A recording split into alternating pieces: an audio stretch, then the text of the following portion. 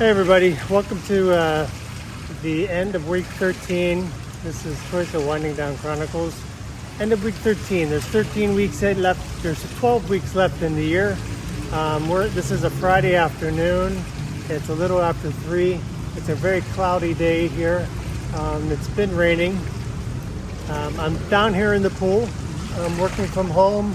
Quick taking a little break from my tiny little desk in my condo. There's been a couple big things happening, but my knee is feeling better. So I went to the hospital to have my doctor check my knee last week, and this week it's better. It's not great, but it's much better than it was before. And I guess it comes down to the types of exercises that I was doing. When I did have this, when it just seemed, the pain seemed to be worsening, the doctor told me to stop doing the impact exercises I was doing from the Mad Muscle workouts. They were good light jumping. I kept it light. I didn't keep it anything crazy. But with the painkillers that he's been giving me and reducing the amount of exercise I'm doing on my legs now, at least the impact, it's improved. So I'm not sure if it's a combination of the two or one or the other. So I decided, he had me come in for a follow-up. They always have you come in for the follow-up. $50, $60 just to see you, just to book the appointment. So that's why they keep always having you come in for checkups. Medical, in some ways, the medical system is a scam. It's just a money suck. They can't just tell you, okay, we'll see you in a year or we'll see you in 2 years. No, these guys, they want you coming in, keeping that subscription. It's like a subscription. Got to keep you coming in. Never any real conclusive diagnosis. They got to keep checking. I think they're doing that with my wife with certain things that she goes in for. Especially for as young as she is, I don't think she should be going in every 6 months or even every year. I check with my sisters on some of that stuff, and I don't even think they go in that often, according to them. But anyway, my knee is feeling better. I've got the time, it's a day off to go do some medical follow-up. I don't have much time left, and I'm going to use it, and I'm going to take advantage of having that day off to go see a doctor for something that I hope it's not a long-term problem for me later. So I'm reducing the exercises, and I'm back to kind of normal weights. It's very light lifting weights, very light weights, and some movements. I keep stretching. I do my long walks in the daytime, my frequent walks, and then I do elliptical in the evenings. I just finished my Lao lesson for the day. Last week the tutor, she canceled on me, and today she gave me a compliment. She said you're really understanding better, and you don't seem to be struggling for the words as much as you were. And I'm like, I don't know if she's being generously nice. I did feel like it was a little smoother. But I only started really learning Lao a couple weeks ago. This is only like my fourth or fifth lesson with her, and I was practicing with another woman, another tutor. I was just more reading. But I said, I do read every night, and I do my vocabulary every night, and I do practice saying the words. So maybe there's some truth to that. But I appreciated it, and she's a little more of a dynamic teacher. I'm appreciating her a little more, just more engaging and customizing we're doing dialogue that's normal dialogue. I'm not just reading some text that's about some obscure history in Lao. And never, probably most of the words that I'm reading, I will never use again. But at least this is much more useful type dialogue to keep me speaking and to keep me listening to the vocabulary and to the way they talk. So this week, the big thing really this week was Tuesday. We had a call. My mother was killed by a drunk driver, and it's coming up on the 2-year anniversary, and it's really hard. I'm better with not crying every time I think about her. I'm better about it in the sense that I'm not as susceptible to crying. I do have moments. My mother was killed by a drunk driver, by a person who was drinking. And it's going on the 2-year of her anniversary coming up in a week and a half. And we've been in touch with the public lawyer who's prosecuting. Only this year, it was a whole year. We didn't hear anything about with the case, about what was happening, or even understood what was happening. It wasn't until the beginning of this year that we were finally contacted by someone who's taken up our case, a public defendant or a public prosecutor who's taken up our case and has been collecting the information. That was a whole year. We went without knowing anything about what was happening, knowing that this person was still walking away. He was injured from the accident. I mean, he was driving a big muscle car, a new Mustang, and crashed into my mom's Prius. He crossed over the road, crashed into my mom's Prius, and completely totaled it, and just destroyed her. He basically broke every bone in her body with the impact and the size of that car. I mean, the engine is entirely in the front of the car. So we went with the whole first year without knowing really anything about who was prosecuting. Nobody told us anything. And then it's not until this year we were contacted through my sister, and we had a discussion with the lawyer about 6 months ago, our first one, and then the second one just happened this week, and he just wanted to give us an update. I guess the guy who killed her,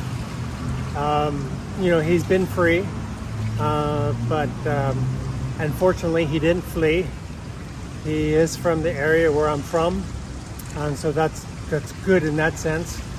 But he was in his first court hearing at the beginning of September to see, for the judge to hear how him and his case was fleeing, or to see, what do they want to do. And they were basically, the lawyer told us they were asking if we're going to make a deal with him. And not a deal for money, a deal for his sentence. So he said this is a good sign that the defendant doesn't really have a case. He knows he doesn't have a case. That's what I understand. So the lawyer just wanted to update us on all the facts and everything, and he's like, our case is really strong. I mean, the evidence is overwhelming. There was beer cans on the road. He was just under the legal alcohol limit. He had a 0.7, and in my state it's 0.8. You're legally intoxicated. He was at a 0.7, but that was the alcohol level taken at the hospital within an hour or two after he already left the accident. So it's very safe to assume, and the jury will probably safe to assume he was over the limit. But when they took it, he was under the limit, because it was a good hour or 2, maybe 3 hours after the accident. But my mom didn't even make it to the hospital. She was dead before. They tried to open heart resuscitate her. I can't imagine it. And she was gone. I mean, it was like within minutes. I'll probably do a video on this because it's just awful to talk about. I just can't imagine. Anyway, the lawyer said we got a good case. He just wanted to confirm with us for the most part. He was very thorough with us with everything. He's very confident. We have a great case, and this guy doesn't have a leg to stand on. The only thing is going for him is he's never been charged with anything else before, ever, from what he knows. So that we're looking at a minimum sentence And this guy, so the lawyer asked, do we want to make a deal with him? Or, I mean, the only deal would be letting him off with a lighter sentence. And all of us were, we're sympathetic. We've forgiven him. This is a hard thing to forgive someone, but we've forgiven him. But we said no. I mean, there's justice here. My parents followed the law. They believed in the law system and justice, and there's justice to be served. You killed someone. You drove illegally. You crossed over the road, and you decided to drink in the middle of the day, and you killed someone as a result. So no, you get I said, no deal, full sentence, as maximum sentence as possible. So the disappointing part about this is the sentence. I was under the impression it was going to be a minimum 5 to 10 years. Between 5 and 10 years. The lawyer, I think he changed a little bit of what he was telling us from before. But he said, the best case you might get, the best case, because he doesn't have any priors, the best you're looking at is maybe 3 years. And I can't believe it. I said, this is absolutely disgusting. How can you intentionally break the law, drinking and driving? My state is one of the most strictest states for drinking and driving, and as far as I know, and for law in any sense of the word, and for breaking the law, especially for something like this, and you intentionally drink during the day, you get on a road, and you drive faster than you're speeding, clearly speeding, and then you cross over the road, an open road. I mean, it's just ridiculous. An open, nobody else on the road, hardly anybody on the road. I mean, it's just not at a non-busy time. He crossed over the road and he crashed into my mother's car. She says she was coming up on him. And my mom's extremely careful. Always was. Very, very cautious driver. Only drive during the day, only drive in light, would not drive at night, would not drive in the rain, would not drive in the snow, extremely cautious. And she was coming home from visiting her husband, who was in a care hospital, a full-time care hospital. That's what she was doing, coming home from visiting her husband, who's basically dying in a bed for about 1.5 years. And she gets killed.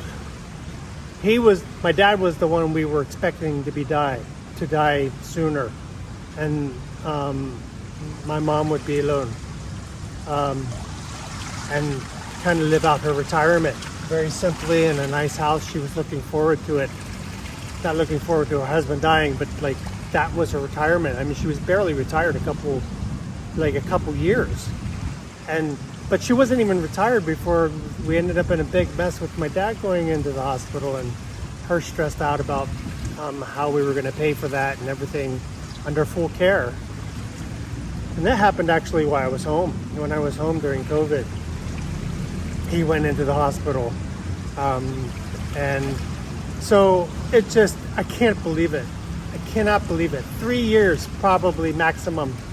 So his court hearing is going to be in the beginning of December, and we don't know. And basically, that's for him. He's going to either say, "Yeah, I'm innocent. I'll take my chances in court," or he'll confess and say, "I did it," and hopefully look for a lighter sentence. So that will be early December, and I'm really hoping. And then the sentence, it's a two-part.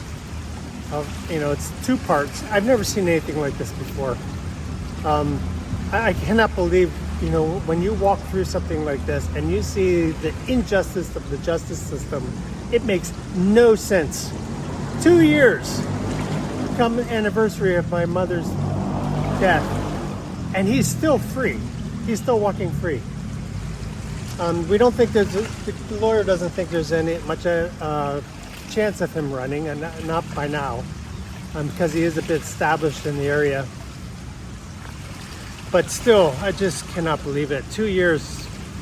So Depending on what he does in December, the sentencing will happen, or the actual court case will happen. The trial will happen probably a month, start at least in January, and that will be good because I'll be home. I'll be free with time, and I can go home and I can stay back there as long as needed to see it through, to spend some time with my sisters, free of any pressure from being away from work and not have any pressure there. So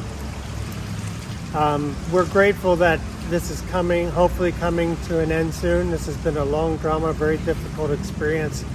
And we're grateful that it looks like we'll be able to get through Christmas and New Year's with our own families without having to be concerned about this, because we see this coming to an end. So that was what I wanted to talk about mostly. That was the big thing this week. Work-wise, so I'll start this kind of on a funny note. My moving arrangements are finally coming. They look like they're completed, except for the moving part. All the arrangements, we had to wait, just passive aggressive stuff, and by staff who were being terminated, not, basically stopping working. I mean, not doing their job. The one guy, he was supposed to help me with the paperwork. He didn't do it. I mean, he's just consuming air at this point, and he's gone next week anyway. So we had to wait for my colleague to come back from leave, and she was able to get the paperwork to the company, and it looks like everything is settled there. I just notified my landlord about the dates of the movers and when they need to come in and clear with us, and then the date that we're going to finally leave and go back to Laos. My wife's going to go back to Laos on the train at the end of October, just to be there for for a couple friends' weddings and things like that. She wants to go back. I don't know why. Well, anyway, she wants to go back for some weddings and her nephew's birthday. We never did that before, but I think she's looking for. I don't know. I don't know why that's so important right now. But it's good for her to keep in connection with her friends and her family. So the moving stuff is happening. That's resolved. Kind of a funny conversation. Not really funny. I don't know what to think about it. So I just had there's a guy who's consulting for us, and he's gay, and I say that because it has something to do with the story. Not to say I'm working with a gay man.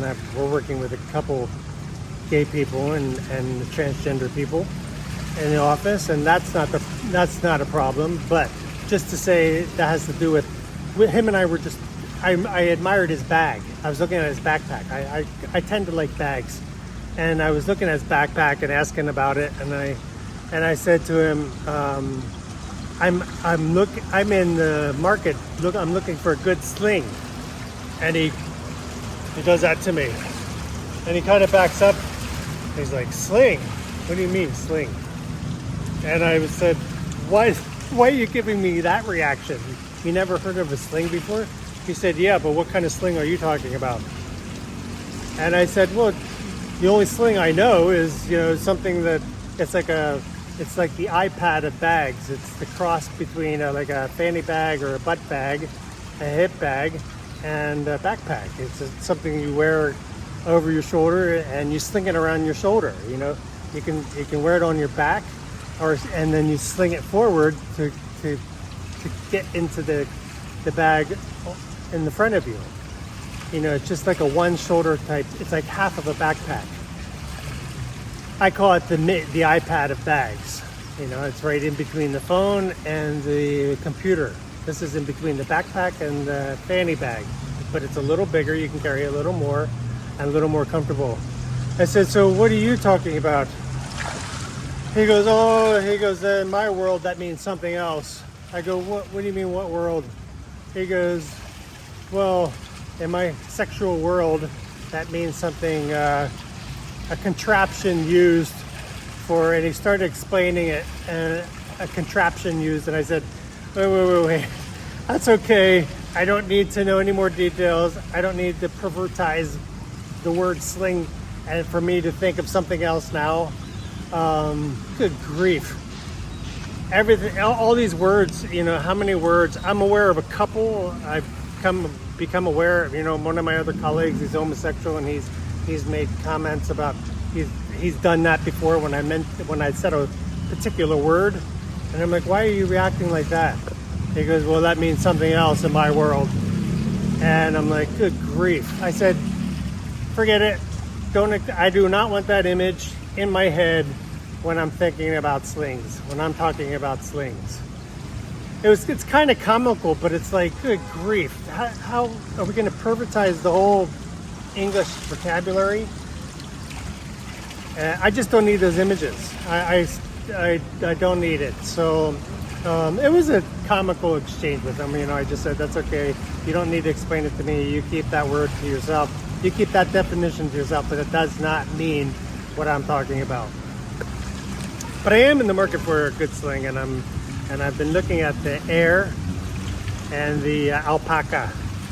They have different models. I want approximately an 8 to 10 liter, something not as big as a messenger bag, but not as small, not too small that I can't put a book in or something. You know, when we go to church, I'll put my book in, maybe my iPad, and you know, something to travel with very easily in place of a backpack. Because, you know, when we start traveling with my wife, I want to be able to grab this bag and then not be a backpack. It's very easy. You know, you can even carry it around. You can hand carry it, and it would almost look like a small briefcase or something. So that was kind of a comical thing. So thanks for joining me. Give me a like, you know, if you're listening. Subscribe if you like this kind of content. I think this will change a little bit in the new year when I'm actually retired. But I'm not retired yet. I'm getting there. It's coming soon. 8.5 weeks remaining till December. And when I'm basically done, I'll have 1 or 2 days that I'll need to go to the office, just because I don't have any more leave. I'm using all my leave. And then, but 12 weeks left until New Year's and Christmas.